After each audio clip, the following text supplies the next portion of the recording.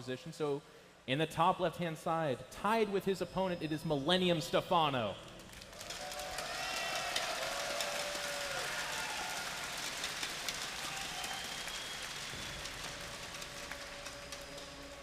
Guard your daughters, because in the lower right-hand side, it is Liquid HerO from Team Liquid.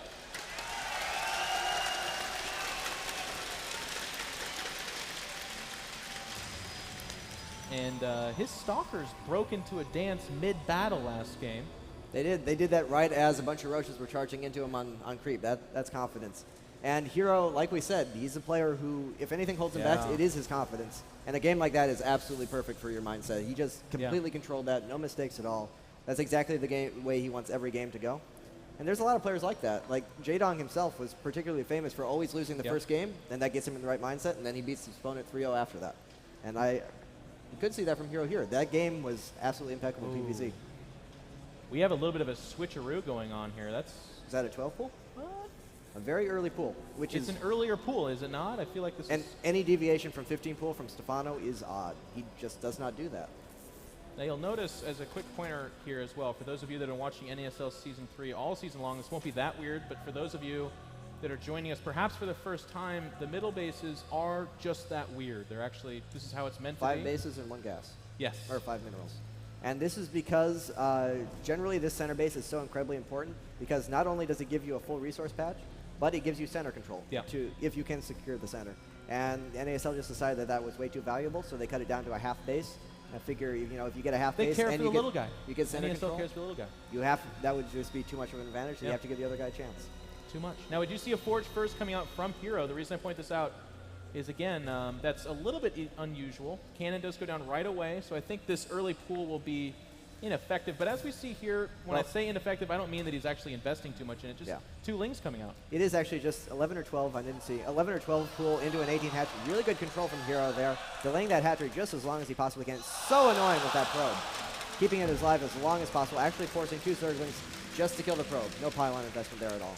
Toronto, a fan of the hatch block. I appreciate you guys. Liquid HerO will get his Nexus down a little bit ahead of that hatchery. And again, it's kind of the same thing where we talk about harvester counts or base counts. Anytime the Protoss is in alignment with the Zerg in terms of economy, it's bad news bears for the Zerg. Yep, with a 1 harvester count already, and as you said, a faster Nexus than the hatchery. That's always a good situation. Whoever gets their next big building down first usually is in pretty good shape early on PvZ. Obviously, not game ending at all, only 2 Zerglings. That wasn't a dedicated pool, it was just to clear out the scouting probe and get that hatchery and maybe scare his opponent. And it did do that. It forced the cannon much earlier than usual from HerO. So both players on pretty good footing right now. 3rd hatchery does come down from Stephano, and from HerO will transition into a normal game. I mean, if the first 2 games are an indicator, this is what Stephano wants to do exactly. It's like a 24-3rd hatchery. Of course, I'm losing my train of thought because I'm getting so excited. There's the potential for a cannon rush here. Yep, pylon coming down from HerO. Where are the Zerglings? The Zergling from Stephano has no idea. He has center control, and he thinks that he sees any probe coming out. So he is absolutely not concerned about this at all. He thinks there's no chance of this happening. I don't know how HerO snuck that out, but he did. The cannon's coming down. No response. This is why you check under your bed, Greg. You check under your bed, and you check around your hatcheries, because somewhere there is a cannon, and it's warping in. And this always happens exactly when you don't think it possibly can. The one time you don't check, those cannons are coming up. And this 2 cannons already. This is going to crush his... I mean, this is tough mentally. Like, this is something you're not counting on happening. Now, I think the first 3 cannons. Well, the next thing we ask ourselves, because on Antigua, you can take that 3rd in the middle. Again, we talk about how it's not as great of a map. There it is. Does he cancel the hatchery? He's got just a few seconds here to make his decision. No! No cancel. The hatchery will go down. And 0 Zerglings in production. 2 Zerglings on the map. 3 cannons up with 2 pylon blocks. Absolutely no way he saves that hatchery. And unless there was a secret buff to, like, the bench press of drones, there's going to be no defense here. This is almost overkill from HerO. He doesn't need to kill the hatchery that hard. Actually, the 3rd cannon does push it in the realm of, hey, he does cancel the pylon. This is not as bad for Zerg as it could be. 2 cannons is what you want. That does mean he has a very, very established position here. It's going to be hard for Stephano to clear that out. So it's a great staging ground for any kind of 2-base all-in. Ooh. Oh, wow. Okay. Probe does get focused down. That's kind of cool. I mean, when Broodlings pop out, a lot of Zergs just kind of let them do their thing for the 6 seconds they exist. But in this case, they get themselves a probe kill. 4th gas does go down for the Zerg. Do you just go Ling Infestor to kind of come back from that, or what do you do? Most Zergs would take another base, either the center or this 12 o'clock base. However, if you look at this, he's actually putting down a macro hatch. I don't think I've ever seen that response before. Also getting the double Evo, so he will go 2-base Ling Infestor. Yep. Stephano doesn't mind that style at all. I was talking to him about it. I said, I don't like that style. I don't think it gives you enough aggressive potential, and it's not much of an economy. But he's absolutely comfortable with it. He has good enough read on when he can attack and when he can defend and when he can afford to make drones that it works out for him. But even given that, this is an uncomfortable situation. That third base is covered by 3 cannons, so it's going to be hard for him to take that out anytime soon. And that gives HerO the potential to warp in this area. Great potential for aggression. Although HerO is going for a Stargate, I think that Stargate means that he was intending for Stephano to take this base. Because this base would be incredibly exposed to any kind of Void Ray harass. I mean, there are some more options open up to the Protoss player, too. We don't see any kind of gateways going down just yet. And with 4 gases, what I'm about to say might become more irrelevant. But with that forward pylon anchored by the 3 cannons, a lot of times you can do like a Void Ray gateway timing off that. But what HerO might say to himself is, you know what? I'm pretty far ahead. Why risk it with some kind of timing? I could probably just use my Stargate units to secure a third, and then I'm at least equal in bases, but maybe +1 base, and that's a massive advantage. Probably +1, because those cannons are going to hold on to that position for quite a while. Although we do have a Roach Warren coming from Stephano, so potentially make a handful of Roaches just to clear that position. But you don't want to make that many Roaches early on, especially against a 4-gas, very passive Protoss. If he's not doing any kind of aggression, you don't want to make those Roaches. Although, as we say that, 5 gateways come down from HerO. This could turn into a timing. That's quite a bit. I am so intelligent. You are. I really feel like this is going to be 6 gates, and with just the 1 Void Ray, okay. He actually might not make... HerO, wait. Let me finish my sentence before you make me wrong.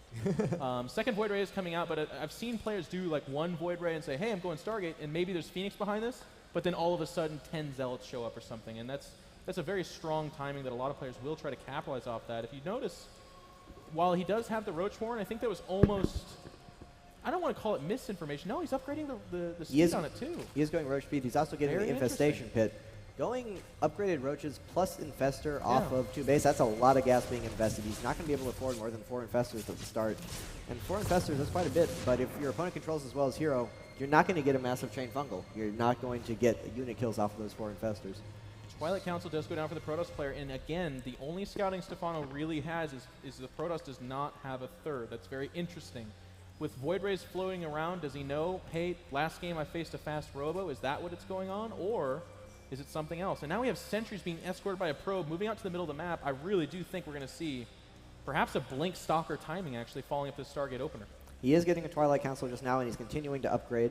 So that could be, usually with Blink Stalkers, you focus purely on the attack upgrade, but he is getting armor. That could just be a timing. Getting the cannons kind of messed up his upgrade timing. And really interestingly, he knows if he gets into this area, those sentries could die, so he's just choosing to focus down these rocks and open up the path to get those 4 sentries in there. Continuing to warp his Stalkers, you're right. No Blink upgrade, actually. He does have a Twilight Council, but no Blink upgrade, so maybe just a Stalker sentry attack with those 2 Void Rays in support. Stephano knows. Yeah, he's gearing up for an attack. He knows. He's got 5 Spine Crawlers in production up there. Zerglings are going to circle around looking for the pylon. They might try to get surrounded this army. There is creep here and no detection, so they will be here and moving fast. Protoss players to be very careful. While he does have an advantage, there's no fallback here. We have 5 Infestors about to come out with Pathogen Glands, Greg.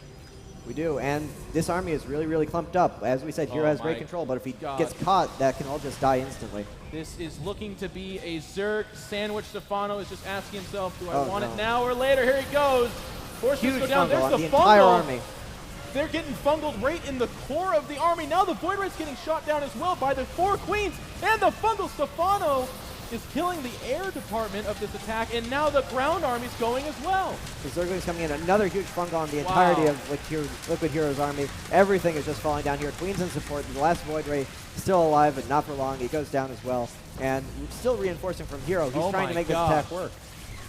And he's throwing down a Templar Archive in response to this Ling Infestor composition, but it just, I mean, holy crap, he wanted that a while ago. I don't know why HerO actually went in with that attack. He saw 2 bases. He saw a purely defensive setup. He didn't know Infestors were out, but even then, attacking in the Spine Crawlers with a 2-base hauling, you don't want to do that. No, and he's warping even 5 Zealots to try to save his cannons, but HerO, let him go.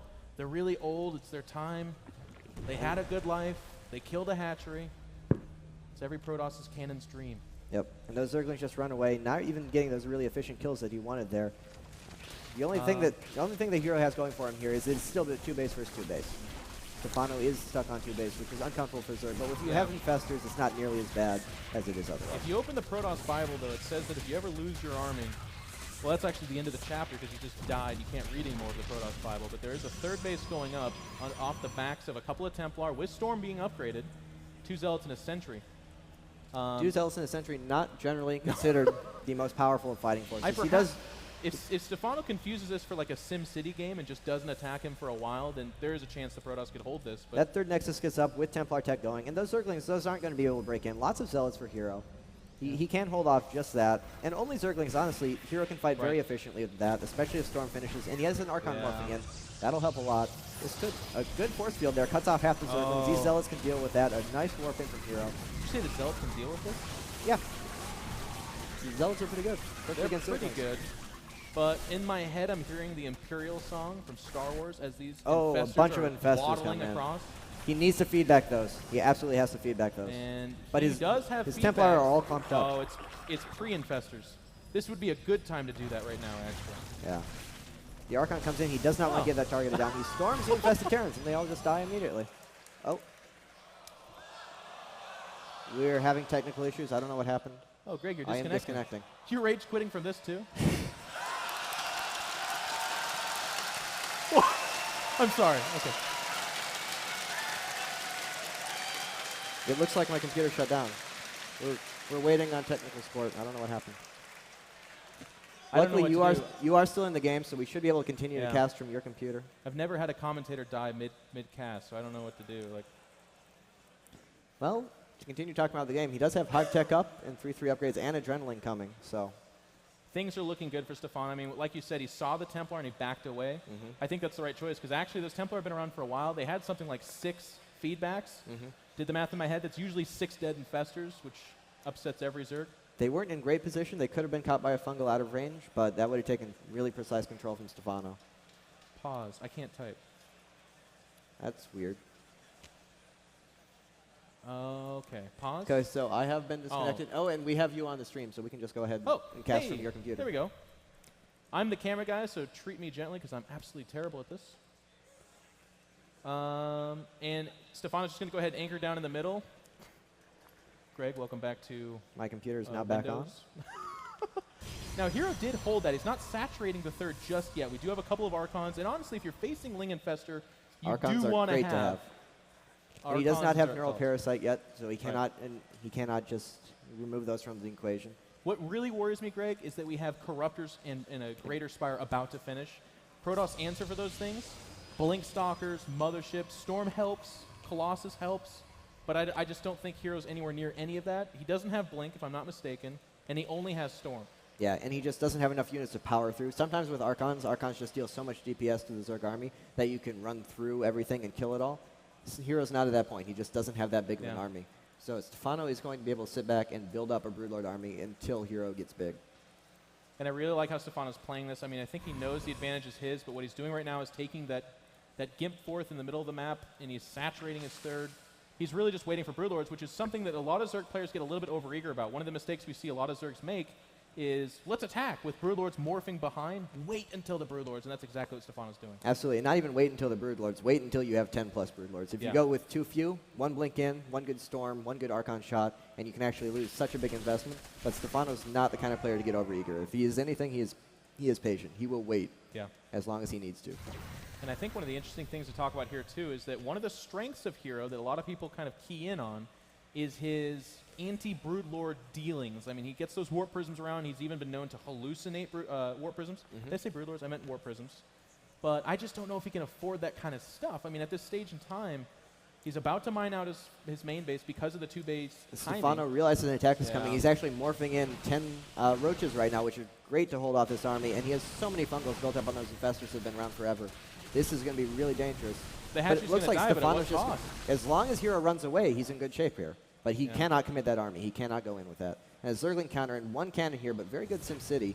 With a warp in, he'll be able to hold that off. Oh, geez. The House of Mirrors, man, get out of there. Actually, they get good surface area on those Zealots. They will die. But no HerO's forced to come back. Just a handful of pros go down and blink in, kills off all the Zerglings. That was dealt with really efficiently by HerO, but they are only Zerglings. Those aren't too important in the actual battle that will come up eventually. They're actually close in Harvester count, which is, again, bad news. And once again, they're on equal bases. And a Mothership on the way from HerO. And the Mothership, that is the counter to Broodlords. I feel like if you have a mothership and enough Archons to toilet it, you almost always have the chance to win a game.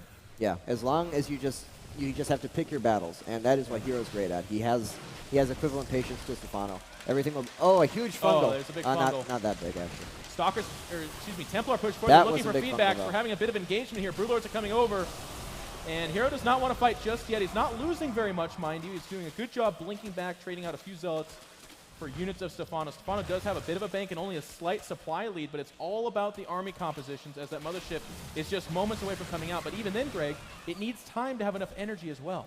It does. However, there's not great creep spread. There's still only those 6 Broodlords there, and only 6 Broodlords, but that's enough that you can blink in, you can use your Archons, you can possibly fight that off. Especially with Cloak, I don't believe there's any Overseers just yet. This kind of game, you don't really expect a mothership just yet. Right. It's a very uncomfortable game. Usually you're dealing with other stuff you're not teching up. I mean, Stephano is pulling out all stops. All the units are coming out. He's adding Roaches and Lings here as well. He has a good base of Infestors. Not a great base, mind you. Only having 8 is a little bit dangerous. If you lose a few of those, you're all of a sudden in tough waters. But all but 2 of them have full mana. Yeah. So that's much more powerful than the normal 8 Infestors that you get. So HerO's just going to have to be absolutely incredible. He wants to slow this game down. He wants to get a Vortex out and start running his Warp Prisms all over. Because as you said, they are pretty close on worker count. Stephano is just now securing his 4th base. Well, that's the silliest can I've ever seen shoot up in my life. Yeah, I'm not sure why that's there. I guess he's going to start taking that position and then push forward to that central base. We have a Warp Prism coming around the top right of the map. That gets into the main. Stephano's army is still pretty small and very big unit heavy. That's a Corruptors chase it down. And Stephano with just perfect map awareness. To be honest, this is the most underwhelming storm drop I could ever see. It's like, yeah, there are actually 2 Templar in there, meaning he'll lose 2 Templar. Why us? He should feedback a Queen. So he does feedback 1 Queen, kill it. Does not have enough mana to kill the second. Well, wait for it. Maybe. And I have enough for a feedback. There we go. That was a very dedicated 2 Queen kill, but at least he does get the 2 Queens. I imagine some kind of like weird Dragon Ball Z charge up that he was doing over in the corner, but Zerg player has anchored himself in the middle of the map, and I'll tell you what, HerO has had enough time to make his army the one that he wants. The Warp Prism attack, of course, underwhelming, but stay tuned.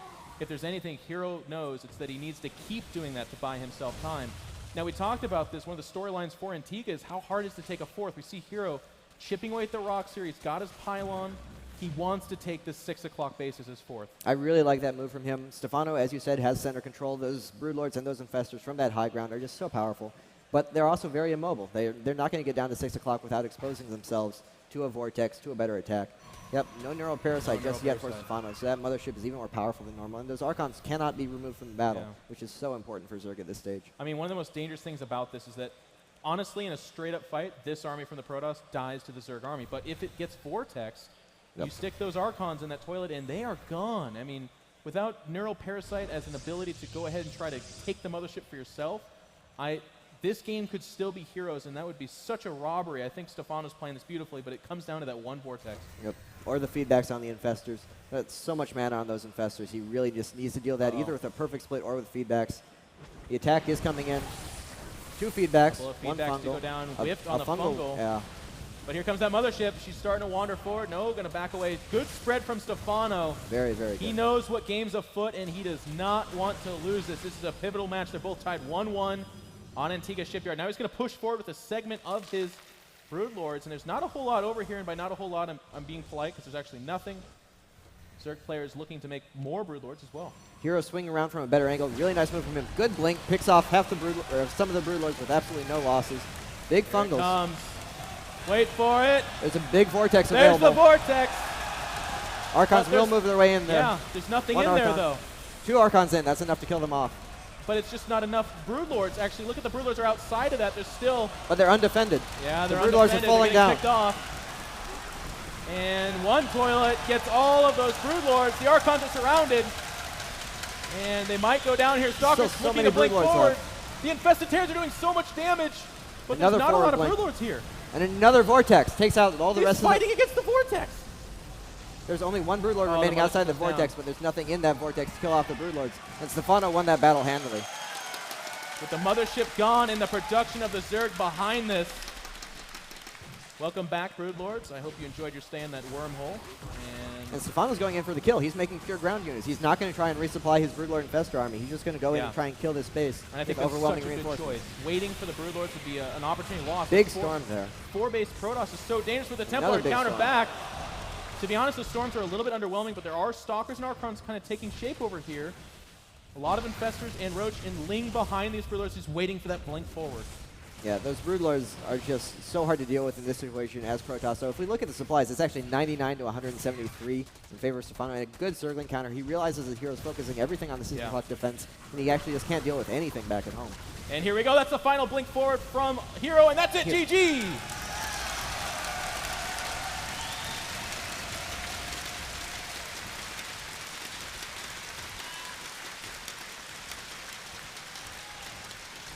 And I thought that was, I mean, the first two games have their moments where it's pretty cool. We see the timing from the Protoss in Game 2. We see the timing from the Zerg in Game 1. People are yelling at me or something. But in Game 3, we really saw them go head-to-head, and that's what I want to see on Antigua Shipyard. That middle control is so important. Greg, as you talked about, that base, if it's a full mineral line and double gas, Stephano's really rewarded for that. But even with just his advantage, HerO knew he had to push the aggression, otherwise he was just going to get washed over in a super Broodlord army. Yeah, the control on that engagement from Stephano was just absolutely perfect. You know, we said HerO's control on the engagement was actually perfect last game, but here Stephano could not have done that better. He spread it out really, really well. He minimized the vortex. Those were pretty much the best vortexes that HerO could get in those situations, and Stephano just dealt with it perfectly. All right. So, ladies and gentlemen, before we go into our next game, and with the 2-1 advantage for our Zerg player, Stephano, we're going to do a quick commercial break. We'll see you guys soon.